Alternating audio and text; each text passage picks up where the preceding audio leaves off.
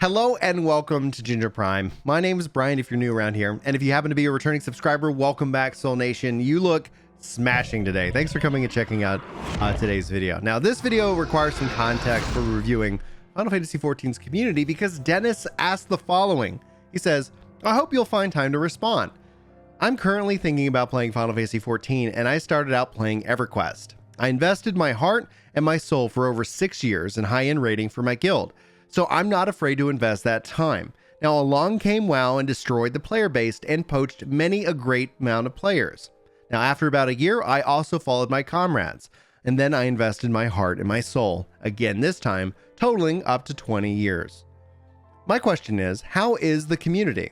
Will I be able to find a place that wants someone that will dedicate their heart and free time to better the guild? Do people appreciate that ethic in Final Fantasy XIV? Mostly, I don't want to lose my friends and community again. Hopefully, this is the last time I have to look for a new community to join. Now, reading my info, do you have any comments or answers that might make my decision a little less fearful and of pouring my emotions and my feelings into a new group and a new game? Anyone reading this comment, please feel free to everyone weigh in, and it's important to help me make my decision and my process. I am at 50. I'm something of a bikerish type person. I love rock music, I love helping out my friends, and let me know if Final Fantasy XIV is for folks like me. So I think that's the context for the video. My goal is to help answer these questions in this video, but guys, if you have any of your own thoughts, feel free to weigh in the comments below if you want to answer these questions in a different way than I do in this video. Now, this video, we're going to talk about the questions that he asks, but there's going to be a general theme. And at the end of this video, you guys might have noticed that I've been rocking a lot of new beanies. Y'all have actually sent me those and a couple of thank you notes that I want to read for you guys at the end of today's video. So if you're curious about what these say, feel free to stick around to the end. Otherwise, thanks for checking out this video, the first and foremost. Now, one other little bit of news before we dive into my thoughts here is that in September, the podcast is going to be 100% broadcast over on Ginger Gaming Radio. So the top link in this video is for that. I hope that you guys go check out the podcast channel. We put the podcast and the podcast highlights over there for you guys. And I hope that you continue to enjoy the live stream conversations that we've been doing. We've been multi-streaming it here to Ginger Prime and to Gaming Radio. But in September, it's going to be 100% over on Gaming Radio. So I appreciate the support. If you follow that link and you subscribe to Ginger Gaming Radio, thank you so much for doing so. But let's start off with the first kind of theme that he's asking. Should he play? Should you play Final Fantasy XIV? And the answer is yes, you should absolutely do so. In the description of this video, I have a free trial link. Now, that link doesn't financially benefit me at all. It's just there for your convenience. You can go check out the free trial of this game and get started to see if the game is something that's right for you. You'll hear all kinds of different reviews about the game itself, but I think the best way, because of how awesome the free trial is, it's just to check it out for yourself, whether you're on PlayStation or PC or Mac. Doesn't matter. Just check out the game, see if it's got the aesthetic and the feel for you, because I think that's going to be the most important part. Now, also regarding age, because you brought up your age being 50, Final Fantasy XIV's community has a wealth of range from young to old, to those with families, to those who are retired, to those who are like just starting out and working like crazy. This game is welcoming to everybody. You don't need to worry about like what your life experience is. There is a community within 14's community that should be right for you, but I wanted to address that right at the start of this video. Now, how is the community? Like that, I think that's also a really big conversation that I see happening online, both positive and negative. And I do address the negative parts of the community in previous videos and in discussions like this because I don't want to bury it. I don't want to sit here and say it doesn't exist or pretend it doesn't exist unless I become complicit in their actions. I think when we see bad actors within the 14 community, it's important to address that. Now, Final Fantasy XIV in game doesn't tolerate harassment. It doesn't tolerate trolls. In fact, it has a very active modded community with the GMs that will actively do things that put people into either timeout, will suspend their account for a period of time, or flat out ban them depending on their offenses. I think there could be some work done within that environment, especially within their policies, but that's always up for discussion. At the end of the day, toxic trolls are not allowed to permit to run around. In fact, if you are being harassed, you should report them. That is how the system works, and we've seen it time and time again work out, and that actually leads to a better positive experience within the game itself. And one of the things why you hear Final Fantasy XIV's community being raved about in terms of how positive it is, how welcoming it is, because typically the toxic side of it, we continue to push back against that, which overall makes this a better experience, I think, in the long run and for the health of the game itself. But that's not to say it doesn't exist. I've had my life threatened. Other content creators have had their life threatened. And this is a very small, minute part of the community. It exists, though, and it's important not to pretend that it doesn't. So we've seen that happen before. Also, my wife was bullied in this game prior to a couple of policy changes that had them taking on a more active role. And the thing is that when we talk about this negative side, the side that can be toxic or venomous, or that give you that bad interaction, I can have 1,000 or 10,000 positive interactions in Final Fantasy XIV, but I guarantee you I'm going to remember that negative one. Because it should happen so infrequently that it stands out. And obviously, I think as human beings, we remember negative things more. It stands out in our mind because of how just, I guess, toxic it is. That's one of the things, especially with comments. Like, I try not to spend too much time on a negative comment that I see, but it does catch your attention. That negativity can draw your attention because I think evolutionary wise, it is a survival mechanism. We need to know if there's bad news. Is there something going on that I need to be aware of, because it could be life threatening. And as we've evolved and things have become less life threatening on a day-to-day basis, we still have that, I guess, ingrained in our DNA. However, that being said, like, that's the in-game side of things. I can't say enough positive things about the 14 community, but I do know that we've had obviously our bad apples. I was going with eggs or apples. Either way, eggs or apples, let me know in the comments what you guys prefer in terms of your analogies. But I'm going to kind of shift to the social media side of things. I'm going to focus in on Reddit. I love Reddit. I think Reddit's a really great resource. However, Reddit struggles like all social media. You could talk about any kind of forum, the official forums or a private forum, any kind of Discord community as well. Like, this is kind of encompassing. There are gamers, and this is true of all games and all game communities. This is not a Final Fantasy XIV specific thing. This is gaming in general. There are those who struggle with critique. And if you go onto Reddit, 14's Reddit in this case, and you say, hey, like, even if it's like a compliment, if there's any kind of critique, typically there are a minority of people who struggle understanding that, and they get really mad and defensive about the game. They feel attacked by critique, and I can't change that, and you can't change that, but that's just something that I think catches a lot of people off guard. I was talking with a friend about that this week alone, where they posted something that wasn't necessarily, like, was there a critique of Final Fantasy XIV, and they felt like fire and brimstone fell down upon their heads online.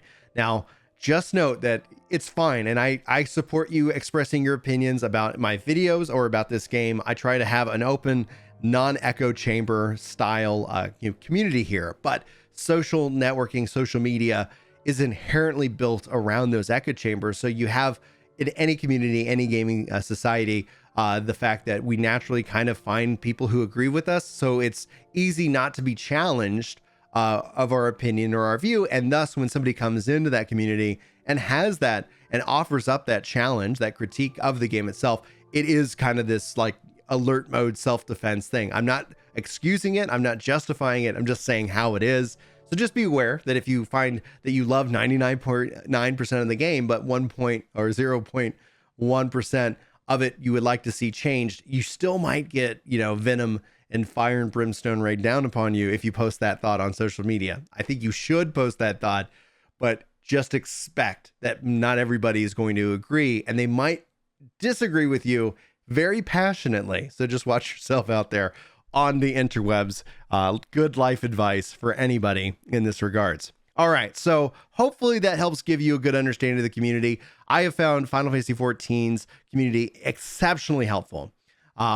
Like to go out of their way to help make your experience positive, to help answer any questions you have. If you're thinking about content creation or you're a content creator in this regards, to go and support the content you make. And that's really great. I think overall healthy for the game, healthy for the community, and healthy to bring in new players and make sure that they feel welcome, because all are welcome.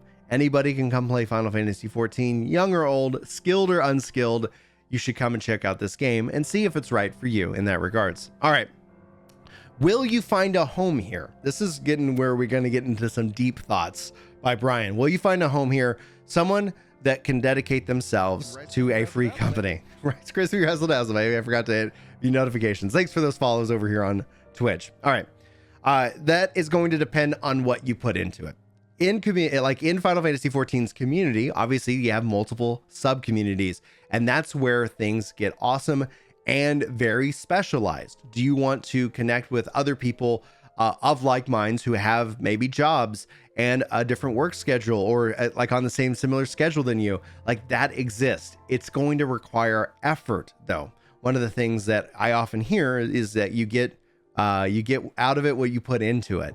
Stepping out of your comfort zone, saying hello, that's the first steps. Letting people know that you're new, not being afraid to try out different groups. One of the things we've often prided ourselves on here at Ginger Prime and Work to Game as a whole is that we feel like we're a really good starter community. You're welcome to stay with us for however long you want. But if you find some other community, some other free company, some other group that is more in line with the goals that you have in game or the schedule at which you play games, like, let us point you to them and let you get involved where you're most valued and where you get the most value out of it. As a working adult with kids, I find obviously I have less free time to sit down and play a game, but I find that I communicate more in Discord with my community than typically I might do in game nowadays. So I think a lot of it we've seen from a home is shifting from a specific game at a specific time to more of something like a Discord, in which that you have a community that might play one game or a handful of games, but they can still feel like they're a part of like the community as a whole, whether they're actively playing a game at the time, actively moving forward or not. Now, I think you can find a home here. I think it's very easy to find a home here, but you do have to kind of take that step and introduce yourselves. I'm sure there are recruiters out there like actively looking to kind of bring people into the fold and to build something out there. So listen out for those shouts in the game itself. Hang out in the core cities, Gridania, Limsa, Lamenza, Ulda, to see those shouts and actually make those shouts yourself so that you can hopefully get connected. You can also use social media, which is a great tool, even though I was just kind of a little bit, critical of it. It is a great tool also for recruiting. So feel free to check out the official forums. Reddit is also a really good resource. Like I said, it's a great resource. Just, when it comes down to critiquing a game, it isn't 14's Reddit. It's, I think, all social media, gaming culture in general. All right. So let's say, do people appreciate that ethic, that work ethic in Final Fantasy XIV? Absolutely.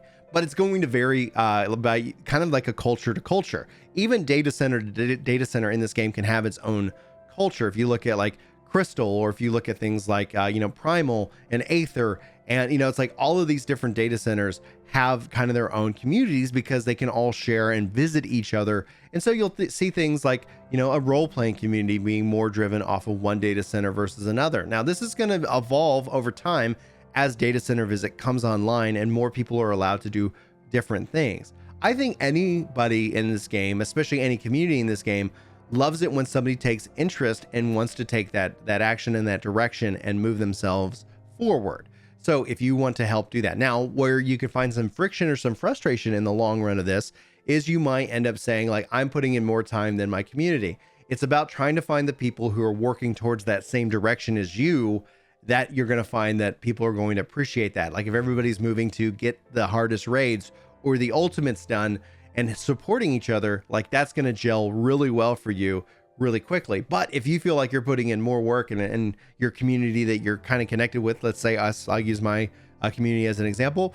We focus more on casual, like family first mindset. Like your family comes before the game every time. If you can't make raid or community game night, no worries. There'll be another one in the future, but your family should always come first. That's my rule. That's my rule for my family. I will cancel an event because I have family things that come up and that's important to me. So if you are actively putting in more time into the guild, we might have friction there, not like negative friction, but just that you might want to get something more out of it. And that might be time for you to try to find somebody who's actively working towards the same goals as you are. And that takes effort, that takes stepping out of your comfort zone and asking in that regards.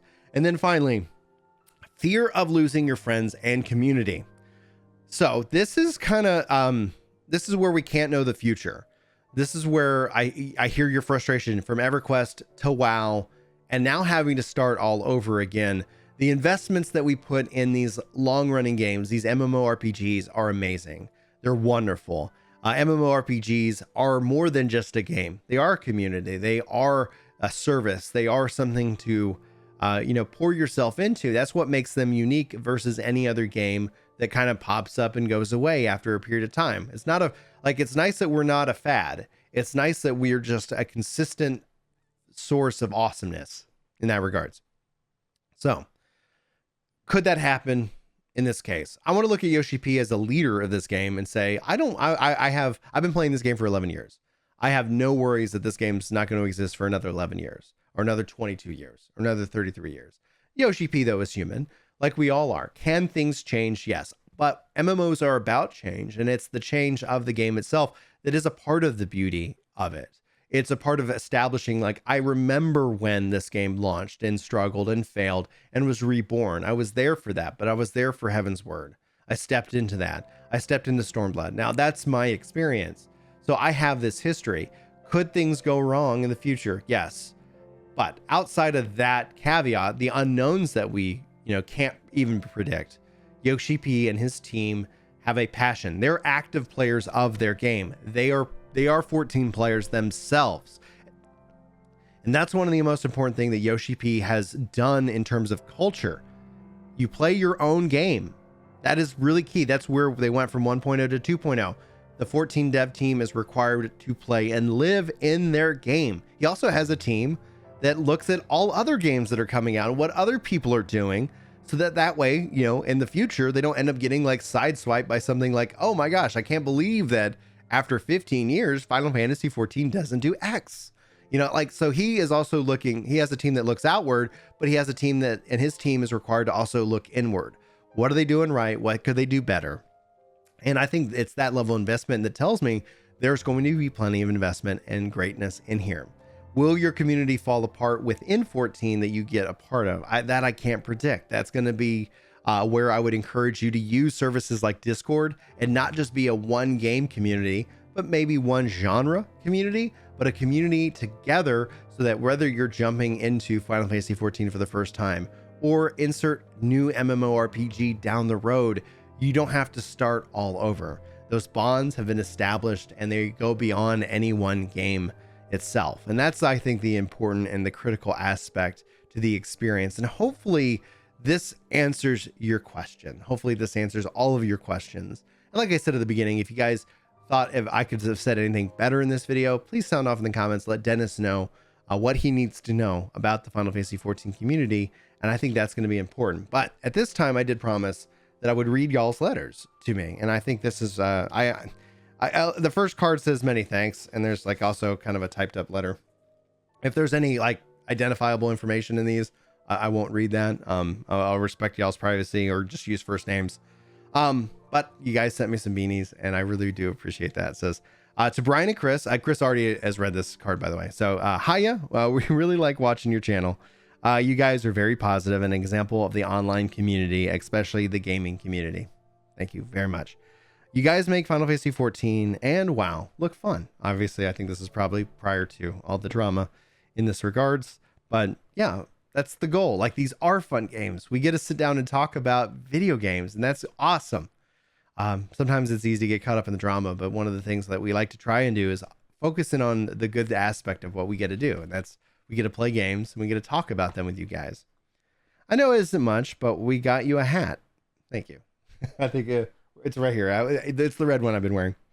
I hope you like them. They're made from alpaca, not llama. LOL. So no worries, Todd, on that one. So keep up the good vibes, and thank you all for what you've done for us cave dwellers, lol, your viewers, Lukey, and friends. Thank you, Lukey, for this, and thank you for the beanie. I really appreciate it. All right, next letter.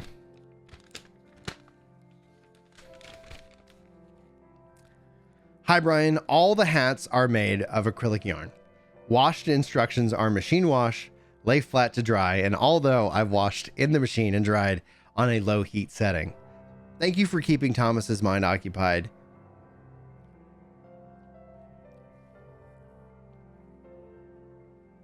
with other things besides his diagnosis.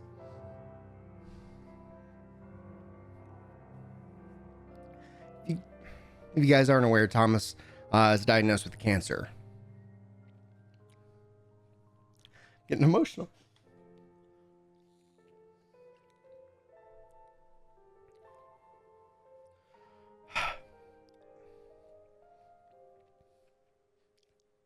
Baseball. Focus. All right. We've had holy moment after holy moment with his treatment. Baseball.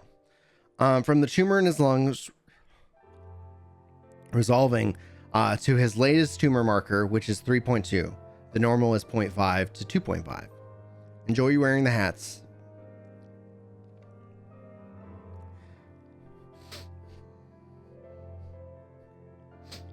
Man, this one's hard.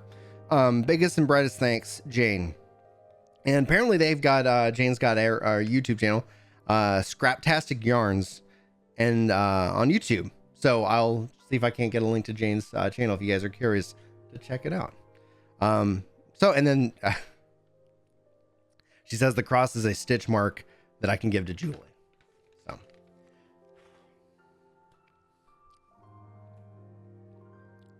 I thought it was appropriate to bring those letters in, and I really struggle with the second one